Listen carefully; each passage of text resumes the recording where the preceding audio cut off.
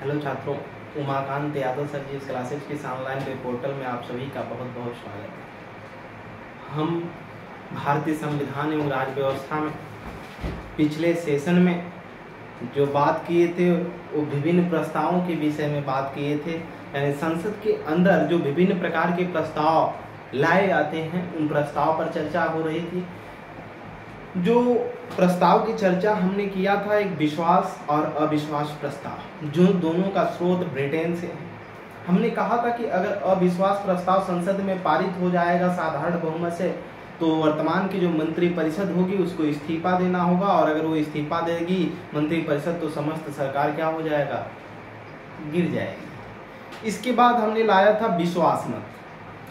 ठीक, अगर विश्वास मत को हमने बताया था कि अगर विश्वास मत संसद में पारित नहीं हुई साधारण बहुमत से, तब भी विश्वास जो मत है, प्रपोजल है, प्रस्ताव, विश्वास प्रस्ताव, वो पारित होना चाहिए। अगर पारित नहीं हुआ विश्वास प्रस्ताव, यानी मंत्रिपरिषद का जो बहुमत है वो पता अगर परीक्षण नहीं हो पाया, तो ऐसे समय में जो सरकार होगी वर्तमान की, उसको समस्त मंत्रिपरिषद को त्यागपत्र देना पड़ेगा और फिर सरकार भी गिर जाएगी। आज तीसरे प्रस्ताव के विषय में हम चर्चा करेंगे, जिसका नाम है काम रोको प्रस्ताव या कार्य स्थगन प्रस्ताव। आइए देखते हैं संसद के अंदर विभिन्न प्रकार के प्रस्ताव में तीसरा जो प्रस्ताव है, इसको हेडिंग डालिएगा काम रोको प्रस्ताव। काम रोको प्रस्ताव, काम रोको प्रस्ताव, इसी को बोलते हैं या कार्य स्थगन प्रस्ताव, या कार्य स्थगन प्रस्ताव, या कार्य स्थगन प्रस्ताव। काम रोको प्रस्ताव या कार्य स्थगन प्रस्ताव। इस प्रस्ताव में क्या होता है? इस प्रस्ताव में यह होता है कि जब भी लोक हित में या जन महत्व के या तात्कालिक महत्व के विषय पे कोई बात होनी हो, तो ऐसे समय में जो संसद की कार्यवाहियां यानी कार्य पहले से निर्धारित होते हैं, चर्चा होनी होती है, बहस होनी होती है, उसको रोक दिया जाता है। ठीक, और पहले तात्कालिक महत्व के या लोक जनहित के जो महत्व के विषय हैं उन पे बात किया जाता है। ये भी ब्रिटेन के संविधान से ही प्रेरित है। कहाँ से लिया गया है, अगर कोई पूछता है तो आप बताएंगे कि जो काम रोको प्रस्ताव है, कहाँ से इसका स्रोत है? ब्रिटेन से लिया गया है। कहाँ से? ब्रिटेन से लिया गया है। ठीक, कहाँ से लिया गया है? ब्रिटेन से लिया गया है। जो काम रोको प्रस्ताव या कार्य स्थगन प्रस्ताव है, ब्रिटेन से लिया गया है। केवल लोकसभा में पेश किया जाता है। ये अभी कहाँ? संसद के एक सदन में केवल लोकसभा में पेश किया जाता है। केवल लोकसभा में पेश किया जाता है। केवल लोकसभा में पेश किया जाता है। पेश किया जाता है। कहाँ पेश किया जाएगा? केवल संसद के एक सदन में, केवल लोकसभा में।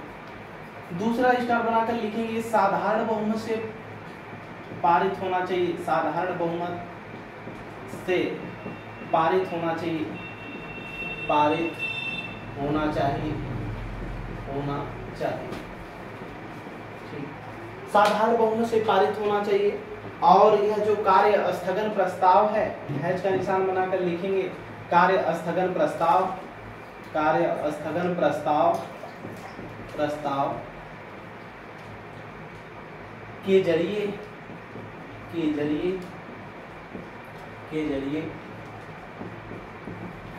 लोकहित / जनहित एवं तात्कालिक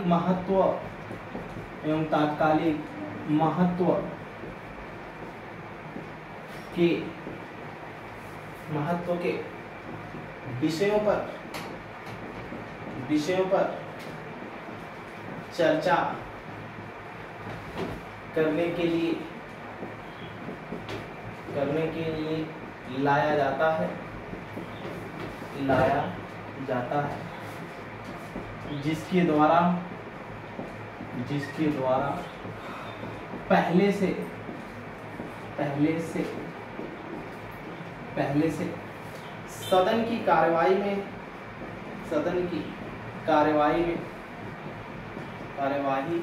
में निर्धारित कार्य निर्धारित कार्य स्थगित कर दिए जाते हैं या रोक दिए जाते हैं, स्थगित कर दिए जाते हैं, कर दिए जाते हैं। और यह किसी भी सदस्य के द्वारा लाया जा सकता है, और न्यूनतम जितने किसी भी सदन के किसी भी सदस्य के द्वारा लाया जा सकता है। इसमें जो न्यूनतम सदस्य होने चाहिए, लेकिन कम से कम सदन में कितना 50 सदस्य, कम से कम कितना सदस्य 50 सदस्य। ठीक, हमने क्या लिखा कि जो कार्य स्थगन प्रस्ताव है इसके जरिए क्या होता है, जो लोकहित या जनहित की बात की गई है, ठीक, लोकहित या जनहित या तात्कालिक महत्व का कोई मुद्दा उठ गया, ठीक, तात्कालिक महत्व के महंगाई या किसी भी चीज को लेकर के अगर बात उठती है सदन में और बहुत जरूरी है उस चीज पे बात करना, तो ऐसे समय में क्या लिखा हमने कि तात्कालिक विषयों पर चर्चा करने के लिए लाया जाता है कौन, काम रोको प्रस्ताव या स्थगन प्रस्ताव, जिसके द्वारा पहले से सदन की कार्यवाही में निर्धारित कार्य क्या कर दिए जाते हैं, स्थगित कर दिए जाते हैं। जो पहले से प्रस्तावित होते हैं कि सदन के फला दिन की कार्यवाहियों में एक कार्य पर चर्चा होगी, टिप्पणी होगी, उनको स्थगित कर दिया जाता है किसके द्वारा, काम रोको प्रस्ताव या कार्य स्थगन प्रस्ताव के द्वारा। और पहले किसको विशेष दिया जाता है, जो लोकहित या जनहित की बात हो, ठीक, या तात्कालिक महत्व की किसी भी विषय पर बात करनी हो, इस पे पहले इसको महत्व दिया जाता है और पहले जो कार्य निर्धारित होते हैं उसको स्थगित कर दिया जाता है। ये जो काम रोको या कार्य स्थगन प्रस्ताव है, ये सदन के किसी भी सदस्य के द्वारा, यानी जो लोकसभा में लाया जाता है तो उसके लोकसभा के सदस्यों में किसी की भी द्वारा लाया जा सकता है, और जब ये लाया जाएगा तो साधारण बहुमत से पारित होना चाहिए। लेकिन सदन में जो न्यूनतम कम से कम 50 सदस्य की उपस्थिति होना अनिवार्य है। ये रहा काम रोको प्रस्ताव या कार्य स्थगन प्रस्ताव, जो कि ब्रिटेन के संविधान से प्रेरित है। आशा है कि आपको समझ में आया होगा, और हम लोग चलेंगे अब दूसरे प्रस्ताव के विषय में चर्चा करेंगे। ठीक, दूसरा प्रस्ताव जो होता है वो होता है निंदा प्रस्ताव। क्या होता है, निंदा प्रस्ताव। आशा है कि ये समझ में आया होगा। अगर कहीं कोई दिक्कत होती है, नहीं समझ में आया, तो आप कमेंट सेक्शन में हमें बताएंगे। ठीक, चलिए दूसरा है निंदा प्रस्ताव। उसी तरह आपको लग रहा होगा कि निंदा की गई, किसी बात की लेकर के निंदा की जाती है, ठीक, उसको गलत ठहराया जाता है। ये मंत्रियों के जो कार्य होते हैं, जो मंत्री होते हैं, उन मंत्रियों के विभाग जो मिले होते हैं, उस विभाग से संबंधित जो कार्य किए जाते हैं उसी को लेकर के निंदा की जाती है बाकी विपक्षी दलों के द्वारा, और उसमें मंत्री वो क्या करता है, उठ करके अपना जवाब देता है। आइए देखते हैं दूसरे प्रस्ताव के बारे में। लिखिएगा अगला प्रस्ताव, चौथा, निंदा प्रस्ताव। क्या, निंदा प्रस्ताव, निंदा प्रस्ताव, निंदा प्रस्ताव। क्या, निंदा प्रस्ताव। जो निंदा प्रस्ताव है यह भी ब्रिटेन के संविधान से प्रेरित है। लिख लेंगे कहाँ से लिया गया है, ब्रिटेन से लिया गया है। इसके आगे कोष्टक में लिख लेंगे ये भी कहाँ से लिया गया है, ब्रिटेन से, ब्रिटेन से लिया गया है, लिया गया है। ठीक, ब्रिटेन से लिया गया है। इसको भी निंदा प्रस्ताव में। यह भी केवल लोकसभा में लाया जा सकता है। कहां पर, केवल लोकसभा में लाया जा सकता है, केवल लोकसभा में लाया जा सकता है, लाया जा सकता है। ठीक, साधारण बहुमत से पारित होना चाहिए। किसके द्वारा, साधारण बहुमत से पारित होना चाहिए, बहुमत से पारित होना चाहिए, पारित होना चाहिए। साधारण बहुमत क्या होता है, हमने इसकी चर्चा किया था कि जितने लोग उपस्थित हैं उसका हाफ प्लस 1 से एक अधिक, यानी 50% से एक अधिक जहां भी होगा वो साधारण बहुमत से पारित मान लिया जाएगा। उसके फेवर में अगर लोग आ जाते हैं तो जो निंदा प्रस्ताव है ये केवल लोकसभा में लाया जाता है, और साधारण बहुमत से क्या होना चाहिए, ये भी पारित होना चाहिए। ठीक, इसमें क्या होता है, ये किसी भी व्यक्ति के द्वारा ये भी लाया जा सकता है। सदन के जो लोकसभा में लाया जाएगा उसमें किसी भी व्यक्ति के द्वारा, ये नहीं जिसकी सरकार है या जो मंत्री है उसके ही द्वारा लाया जाएगा, किसी भी व्यक्ति के द्वारा लाया जा सकता है। तो आप एक स्टार बनाकर इसको भी लिख लीजिएगा, किसी भी सदन के व्यक्ति द्वारा लाया जा सकता है, व्यक्ति द्वारा लाया जा सकता है, द्वारा लाया जा सकता है, जा सकता है, लाया जा सकता है। अब जो मंत्री बनते हैं वर्तमान की सरकार के होते हैं, तो निंदा प्रस्ताव में क्या होता है, मूल अर्थ यहाँ है, इसको लिखेंगे निंदा प्रस्ताव में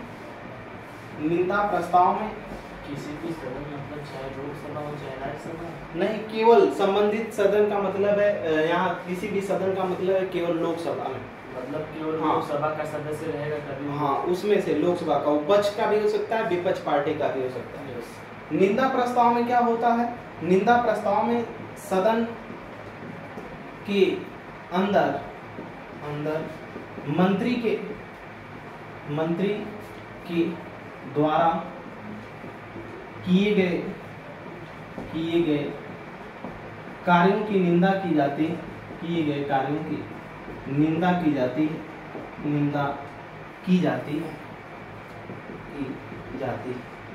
निंदा प्रस्ताव में आप देखे होंगे कि सदन की जब कार्यवाहियां चल रही होती हैं तो विपक्ष के जो नेता होते हैं वो हमेशा उसके जो संबंधित मंत्री होता है विभाग का, चाहे वो परिवहन विभाग का हो, शिक्षा विभाग का हो, पर्यावरण विभाग का हो, उसके कार्यों को लोग गलत ठहराते हैं कि आपने सरकार की बिजली नहीं दी, ये नहीं दिया, एनवायरनमेंट नहीं सही किया। इस सारी चीजों पर उनके परिवहन मंत्री से लेकर सबको क्या किया जाता है, विपक्ष के द्वारा उसको निंदा की जाती है। तो जो मंत्रियों के कार्य होते हैं उनको सदन के अंतर्गत निंदा प्रस्ताव जब लाया जाता है तो विभिन्न कार्यों पर लोग आवाजें उठाते हैं, ठीक, निंदा की जाती है। चलिए आगे की तरफ अगर चला जाए, यहाँ तक आशा है कि आपको समझ में आ गया होगा। कहीं कोई दिक्कत परेशानी होती है तो कमेंट सेक्शन में आप हमें जरूर बताएं, ठीक, क्योंकि आप अगर पूछेंगे तभी आपका डाउट क्लियर हो सकता है, बिना पूछे आपका डाउट क्लियर नहीं हो सकता। अगला जो प्रस्ताव होगा वो ध्यानाकर्षण प्रस्ताव होगा। कौन सा प्रस्ताव, ध्यानाकर्षण प्रस्ताव, ठीक। ये किसकी देन है, भारत की देन है, ठीक। कई बार लोग पूछते हैं कि भारत ने अब तक दुनिया को दिया ही क्या है। भारत ने दुनिया को अब तक बहुत कुछ दिया है, ठीक। अगर देखा जाए, अगर भारत ने दुनिया को अगर 0 नहीं दिया होता तो आज तक गिनती नहीं आई होती, दशमलव नहीं दिया होता तो लोग चंद्रमा तक की दूरी को सही से पता नहीं कर पाते, ठीक। लेकिन बस लोग कहते हैं भारत ने एक जनसंख्या विस्फोट और CO2 दिया, इसके अलावा कुछ दिया नहीं है शून्य के अलावा, ठीक। आगे ध्यानाकर्षण प्रस्ताव, अगले प्रस्ताव के विषय में अगर हम चर्चा करेंगे तो जो 5वां प्रस्ताव है वो है ध्यानाकर्षण प्रस्ताव। आइए देखते हैं ध्यानाकर्षण प्रस्ताव क्या होता है। ध्यानाकर्षण का मतलब ध्यान को आकर्षित करना, ठीक, किसी भी विषय को लेकर के उसको ध्यान को आकर्षित करना, ठीक, ध्यानाकर्षण प्रस्ताव कहलाता है। कोष्टक में इसे लिख लेंगे, भारत की देन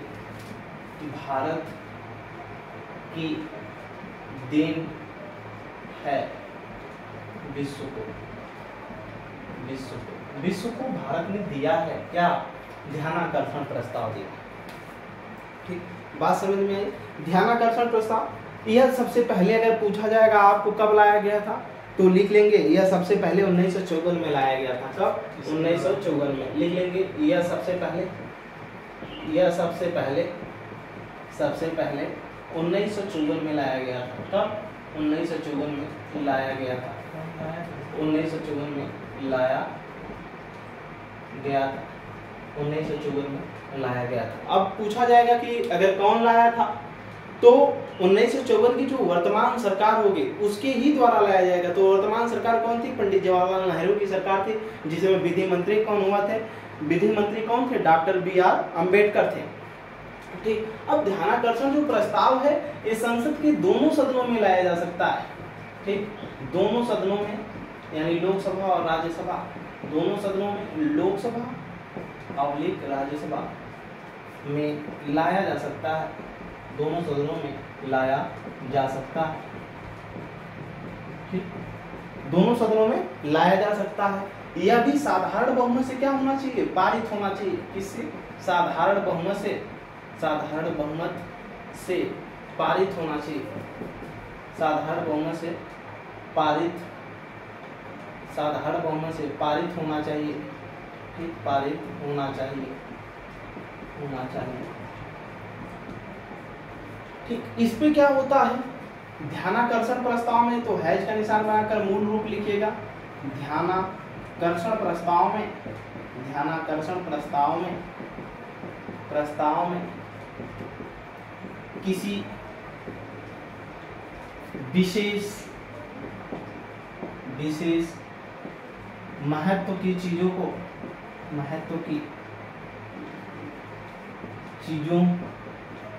पर ध्यान आकर्षित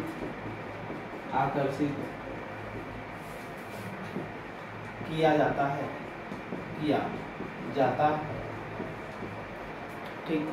और संबंधित मंत्री को जवाब देना होता है। आगे आप लिख लेंगे, और संबंधित जो मंत्री होता है उसको इसका जवाब देने पड़ते हैं। क्या होता है, जैसे ध्यानाकर्षण प्रस्ताव भारत के दिन है, या सबसे पहले 1954 में लाया गया था, वर्तमान सरकार पंडित जवाहरलाल नेहरू की थी, उनके तहत ठीक। दोनों सदनों में, लोकसभा और राज्यसभा में लाया जा सकता है, साधारण बहुमत से पारित होना चाहिए। कौन? ध्यानाकर्षण प्रस्ताव, तभी ये आएगा। ध्यानाकर्षण प्रस्ताव में किसी विशेष महत्व की जो चीजें होती हैं ठीक, उस पर ध्यान आकर्षित कराया जाता है सदन के लोगों का, और दिखाया जाता है ध्यान आकर्षित करा कर कि ये कमियां हैं। जैसे मान लेंगे वर्तमान समय में जो अपराध के जो सीमाएं हैं, इसकी पराकाष्ठा बहुत बढ़ चुकी है आपराधिक सीमाओं की। तो ऐसे समय में इसको लेकर के सदन की कार्यवाहियों में आवाज उठाई जा सकती है कि ये कमियां हैं, और संबंधित जो विभाग होगा उसे कानून से संबंधित, या जो गृह मंत्री होंगे उनको इसकी जवाब देना होगा। मुख्यमंत्री को, सदन पक्ष के, सत्ता पक्ष के नेता को, उस मंत्री को जवाब देना होगा कि आखिर ऐसा क्यों हो रहा है। परिवहन विभाग है, उससे संबंधित अगर कोई दिक्कतें हैं तो उस विभाग से संबंधित जब भी ध्यानाकर्षण प्रस्ताव लाया जाएगा तो उस संबंधित विभाग के जो मंत्री होंगे उनको सदन में खड़े होकर के जवाब देना पड़ेगा कि आखिर ऐसा क्यों हो रहा है। अगला जो सबसे लास्ट महत्वपूर्ण जो टॉपिक में है ठीक, सबसे लास्ट प्रस्ताव जो आता है वो आता है कटौती प्रस्ताव। आइए देखते हैं कटौती प्रस्ताव क्या होता है ठीक। कटौती प्रस्ताव, कटौती से आपको समझ में आ रहा होगा कि काटना होता है, किसी भी चीज में काट के फिर कम करना ठीक, कटौती की जाती है। तो कटौती प्रस्ताव क्या है, आइए देखते हैं कटौती प्रस्ताव ठीक। कटौती प्रस्ताव लिखिएगा, हेडिंग डालिए कटौती प्रस्ताव। छठा पॉइंट है कटौती प्रस्ताव। कटौती प्रस्ताव, और ये हमारे तरफ से आपको क्वेश्चन यहाँ पर दिया जा रहा है कि कटौती प्रस्ताव जो है ये किस देश के संविधान से प्रेरित है, ये आप पता लगा करके कमेंट सेक्शन में हमें जरूर बताएंगे ठीक। लिखेंगे यह केवल लोकसभा में लाया जाता है। कहाँ पर? केवल लोकसभा में लाया जाएगा, केवल लोकसभा में लाया जाता है ठीक। साधारण बहुमत से पारित होना चाहिए, साधारण बहुमत से पारित होना चाहिए, बहुमत से पारित होना चाहिए।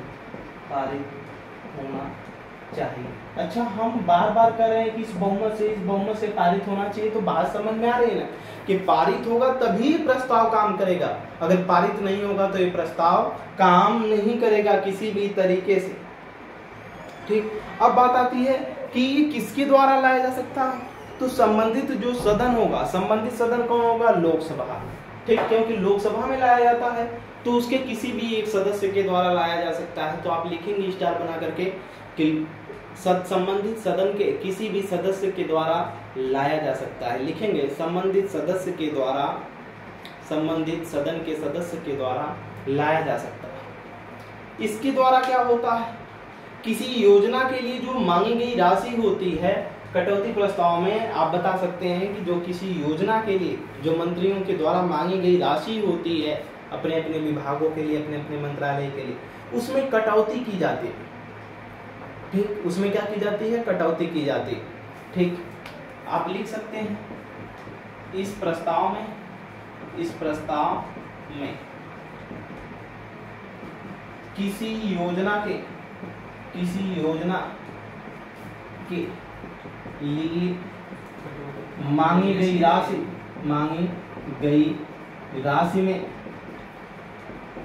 में कटौती की जाती है, कटौती की जाती है। क्या की जाती है? कटौती की जाती है ठीक। किसी भी योजना के लिए मांगी गई जो राशि होती है ठीक, कोई भी योजना निकली मान लेते हैं प्रधानमंत्री ने सौभाग्य योजना निकाला, ठीक, या हर घर उज्ज्वला योजना निकाला, या ठीक कोई भी हर घर नल जल की योजना निकाला, कोई भी योजना निकली, तो उस योजना के लिए जितना बजट मिलता है मंत्रालय की तरफ से, उस योजनाओं के जो मांगी गई राशि है उसमें क्या की जाती है, कटौती की जाती है। ये 3 प्रकार की कटौती होती है, ठीक। पहला होती है नीतिगत कटौती। क्या होती है? नीतिगत कटौती, नीतिगत कटौती, ठीक, नीतिगत कटौती। दूसरा होती है आर्थिक कटौती। क्या होती है? आर्थिक कटौती, आर्थिक कटौती। तीसरा क्या होती है? सांकेतिक कटौती होती है। कौन सी? सांकेतिक कटौती। एक एक करके समझेंगे, आपको लिखना होगा तो आप लिख लेंगे, हम समझा दे रहे हैं, ठीक। 3 प्रकार की कटौती होती है, एक नीतिगत कटौती होती है, एक आर्थिक कटौती होती है और एक सांकेतिक कटौती होती है। अब नीतिगत कटौती क्या होती है? किसी भी योजना के लिए जितनी राशि मांगी जाती है उस पूरे संपूर्ण राशि में बस दिखावा करने के लिए, ठीक, उसको सदन के अंतर्गत जब बहस होगा तो उस पूरी राशि को 1 रुपए कर दिया जाएगा, ठीक। उस पूरी राशि को क्या कर दिया जाएगा? जितनी राशि किसी योजना के लिए निकली है उसकी कटौती करके उसको मात्र 1 रुपए में बदल दिया जाएगा, वही खत्म कर दिया जाएगा। इस पे बहस करेंगे। आर्थिक कटौती का प्रस्ताव अगर सदन में पारित हो जाता है तो इसके तहत क्या होता है? किसी भी योजना के लिए जो पैसा निकला है उस योजना में जो फालतू खर्चे हैं उस फिजूल खर्चे को रोक करके, यानी विशेष केवल जो मूल है उसके लिए जो पैसा निकाला गया और बाकी फिजूल के खर्चों को हटा दिया गया, वो क्या कहलाती है? आर्थिक कटौती कहलाती है। सांकेतिक कटौती क्या होती है? पूरे बजट में, यानी किसी भी योजना के लिए जो बजट निकला उस योजना के पूरे बजट की जो राशि मांगी गई है उस राशि में से 100 रुपए कम कर दिया जाता है। उसी 100 रुपए को कम को क्या कहते हैं? सांकेतिक कटौती कहते हैं। तो कटौती प्रस्ताव समझ में आया होगा, केवल लोकसभा में लाया जाता है, साधारण बहुमत से पारित होना चाहिए, किसी भी सदस्य के द्वारा इसे पेश किया जा सकता है, ठीक। लोकसभा से संबंधित हो सदस्य, इस प्रस्ताव में किसी भी योजना के लिए जो मांगी गई राशि होती है, ठीक, उसमें कटौती की जाती है। और 3 प्रकार की कटौती होती है, एक नीतिगत कटौती, एक आर्थिक कटौती और एक सांकेतिक कटौती होती है। नीतिगत कटौती में हमने बताया कि पूरी योजना के लिए जितना भी बैलेंस या मांगी गई राशि जो जारी की जाती है उस राशि को क्या कर दिया जाता है? घटा करके 1 रुपए कर दिया जाता है। फिर आर्थिक कटौती में क्या होता है? जितनी किसी भी योजना के लिए राशि जारी की जाती है उस राशि को, उस अमाउंट को क्या कर दिया जाता है? उसमें जो फिजूल खर्चे हैं उसको घटा दिया जाता है, उसको काट दिया जाता है, जो मूल राशि की जरूरत है उसको दिया जाता है, वो आर्थिक कटौती कहलाती है। सांकेतिक कटौती क्या होती है? जितनी किसी भी योजना के लिए जितनी राशि जारी की गई है उस राशि से जब 100 रुपए घटा दिए जाते हैं, उसको 100 रुपए कम कर दिया जाता है उस राशि से, तो उसको क्या कहा जाता है? सांकेतिक कटौती। यानी अरबों खरबों की योजनाएं, कई करोड़ लाख रुपए की योजनाओं में 100 रुपए का क्या प्रभाव पड़ता है, लेकिन ऐसा किया जाता है, 100 रुपए उसे घटा दिया जाएगा तो क्या हो जाएगी? सांकेतिक कटौती हो जाएगी। ये रहे संसद के अंदर विभिन्न प्रकार के प्रस्ताव, यानी संघ की विधायिका के अंतर्गत संसद के अंदर जो विभिन्न प्रकार के प्रस्ताव लाए जाते हैं उस पर हमने चर्चा किया। अगली कक्षाओं में फिर हम आपसे मिलेंगे तो हम लोग संसद के अंदर जो निधियां हैं, कौन कौन सी निधियां हैं भारत के अंतर्गत, भारत की संचित निधि है, लोक लेखा निधि है, आकस्मिक निधि है, ये निधियां किस प्रकार से निधि काम करती है, जो फंड है इसमें फंड में पैसे कहाँ से आते हैं और कहाँ जाते हैं, ठीक, इन सारी चीज़ों पर चर्चा किया जाएगा। फिर संसद की संसदीय शक्तियाँ क्या है, ठीक, फिर लोकसभा और राज्यसभा में अंतर क्या है, फिर संसद के जो सत्र होते हैं इनसे संबंधित कई और भी महत्वपूर्ण शब्द हैं उनको देखा जाएगा, ठीक। संसद की कार्यवाहियों में प्रश्नकाल क्या है, शून्यकाल है, इन सब को देखा जाएगा। उमाकांत यादव सर इस क्लासेज में जुड़ने के लिए आप सभी छात्रों का बहुत बहुत धन्यवाद। ज़्यादा से ज़्यादा हमारे क्लास को शेयर करें, लाइक करें और अपने दोस्तों को तक पहुँचाएँ और उनसे कहें कि सब्सक्राइब करें। उमाकांत यादव सर क्लासेज में जुड़ने के लिए आप सभी छात्रों का फिर से बहुत बहुत धन्यवाद।